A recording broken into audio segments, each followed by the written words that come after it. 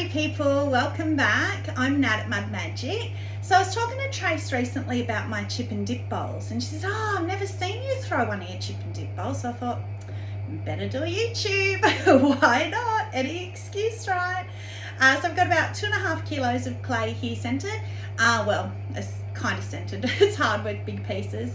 And I'm just going to do it my way. As I always say, disclaimer, this is absolutely not the professional way. I'm not professional, but I hope somebody gets a tip out of it just from me doing it.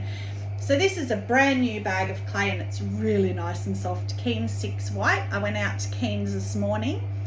My happy place. Spent a fortune. We won't say how much. But I needed clay. You can't be a potter with no clay, can you? So normally you would go down in the center, pull out, make a bowl. For your chip and dips, and this is the same process as if you're making one of the little planters, you just use about 1 kilo instead of this big amount. You go down sort of out here. So you leave a mound in the middle, which is going to be a dip bowl. And you go down in the middle here and pull out, and then that makes your chip portion. Simple as that, right? And then you just want to make sure that you compress the bottom still, because I have had instances where between the little dip bowl and at the base of the dip bowl it has cracked the whole way around, not right through to the base, but it's cracked around the inside bottom of that bowl. So you just want to make sure that that's not going to happen. You also want to make sure that this part here is going to be big enough for your chip portion. So I've had that problem before too, where I haven't done it big enough, so I might just push that down on the wheel a bit more, so that I can make that a little bit bigger. And then when it's finished, because you know how much they shrink, it's ended up only being big enough to have biscuits in it, not chips. So you want to have a think about your shrinkage and everything as well when you do this. So then if you pull your outside walls up first, you can't get in here. You've got walls and you're trying to get in and you're knocking it and it's really awkward. So always do this middle one first. So then you just do it the same as if it was a bowl. Just go down in the middle. And then pull it out a bit.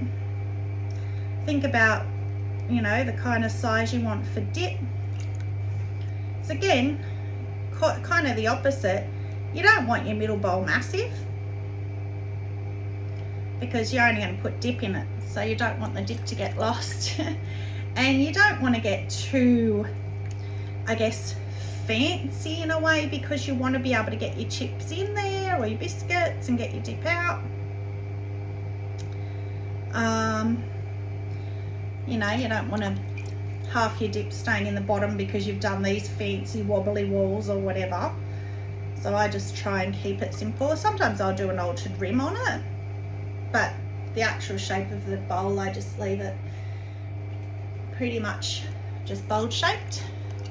And then again, I like to do this bit first, bowl this bit first, because it's much easier to do this before you've got your big walls on the outside getting in your way.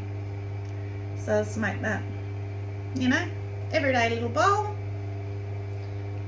That's all you kind of really need. And then I always just have a look when I pull the outside one.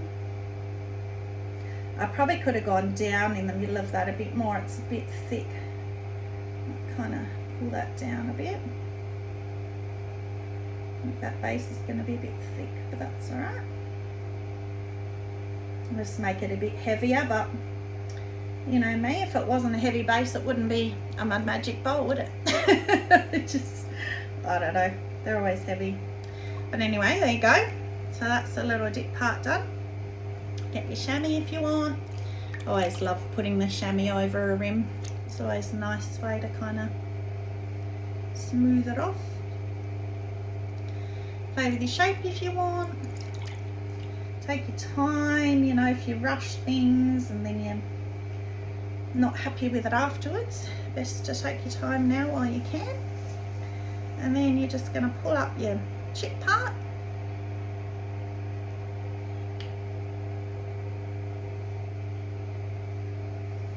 just the walls. Just wetting it a bit with my hands so that they slip better. And I'm trying to kind of pinch from the inside this time as well, because it's still, there's not much room there for your chips by the time that shrinks. So I'm just pushing it out a bit with my fingers. But at the same time, you don't want to slump it. I've done that many times. If you push out and it's not connected to the wheel, and you get this sort of undercut here, and then it ends up slumping. So you want to be a bit careful about that.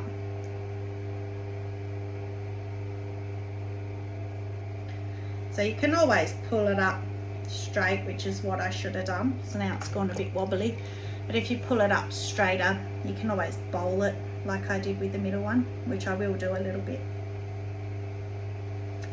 And it's another thing I've seen with his inland. If you're not happy with your rim, you can always do the altered rim, and then that kind of like hides a wobbly rim because it's altered anyway, so nobody's going to notice. But my rim is quite thick on this, so I might just pull the rim part up a bit.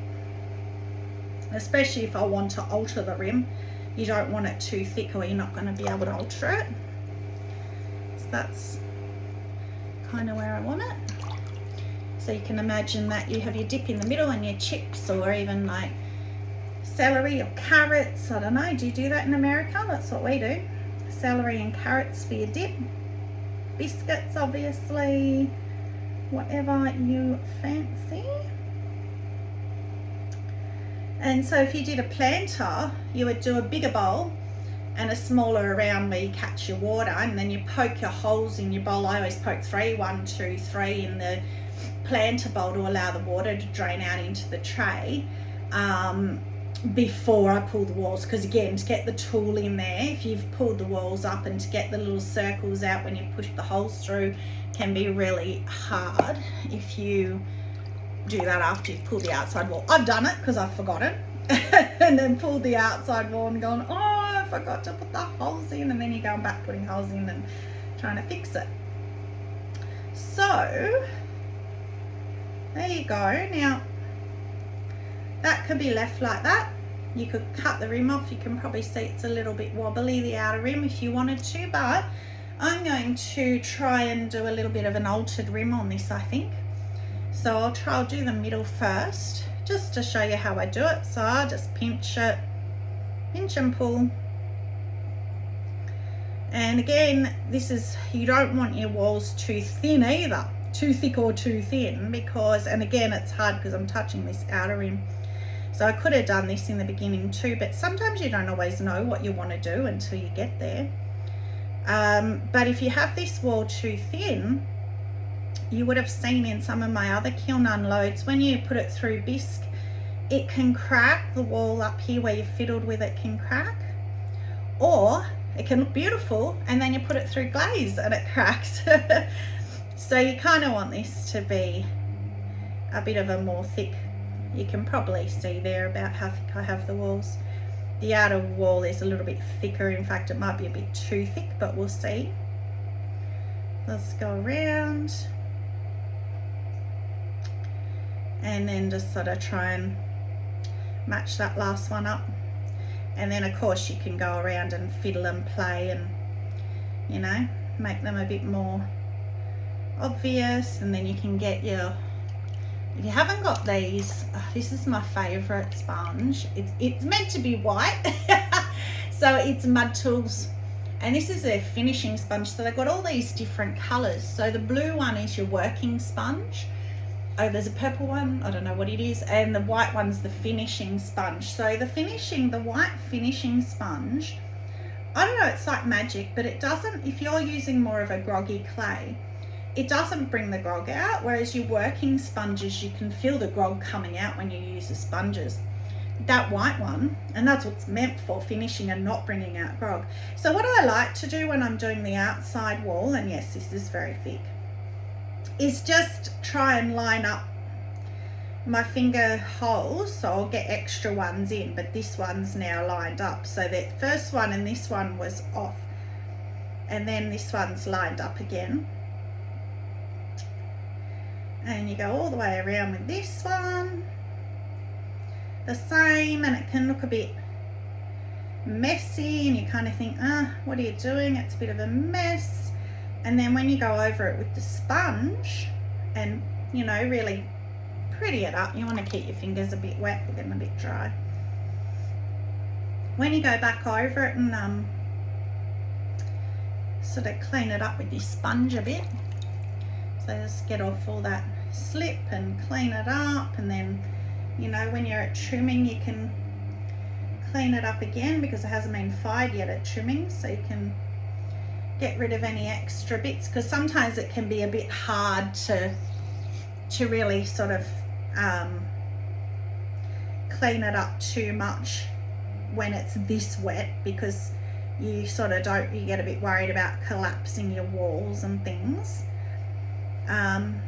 But again, altering rims, if you get something and it's beautiful and you love it, and it can be scary, and the first time I did it I was terrified, and in fact this wall is a bit thick, but I'm just going with it because I'm showing you. I probably would have stopped and pulled it a little bit more otherwise, but it's still working, and it probably will be better through the kiln being a bit thicker anyway, less likely to crack.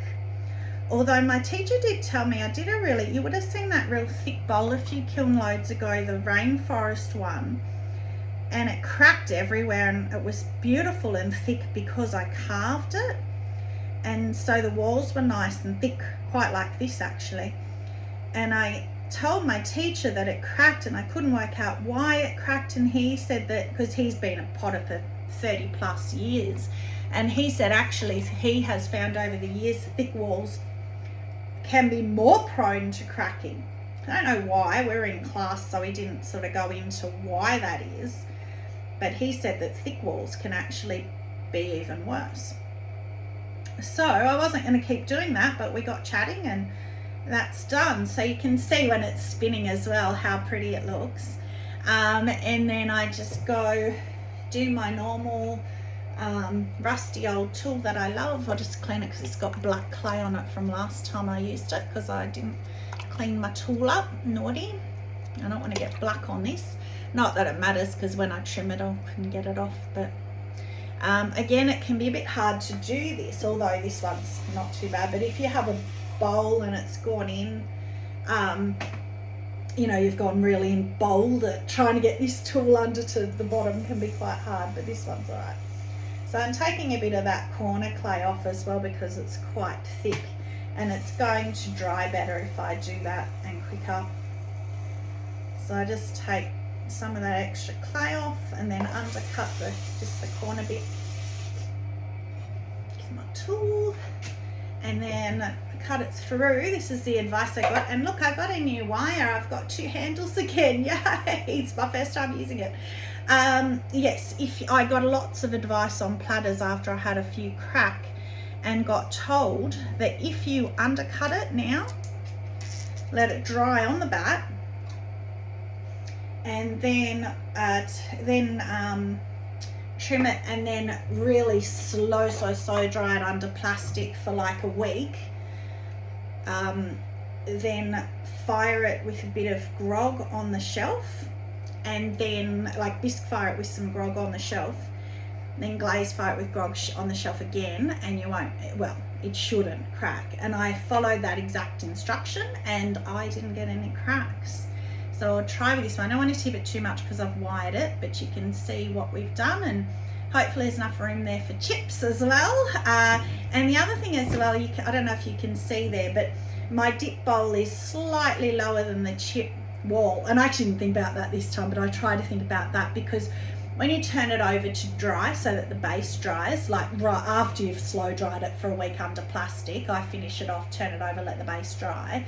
You don't really want it resting on the dip bowl. It's better if it's resting on the wide, bigger bit. I have done it where it's resting on the chip bowl. It's been all right, but I kind of think you're probably stressing it. And also for trimming, if you're going to turn it over and you can rest it on the outside bit for trimming, obviously it's a lot easier than if you've got it resting on the middle and it's all wobbly and everything. So yeah, so that would be my little beginner tips. I hope you got something from that. Thank you once again for joining me. I just makes me so happy that you guys will join me. I didn't think anyone would be interested in my little Aussie channel, my little pottery bits and pieces, but I love it. So thank you for joining me again. Stay muddy and have a magic day. And Trace, I hope you watched this and I hope you enjoyed watching me throw my chip and dip. Love you. Bye.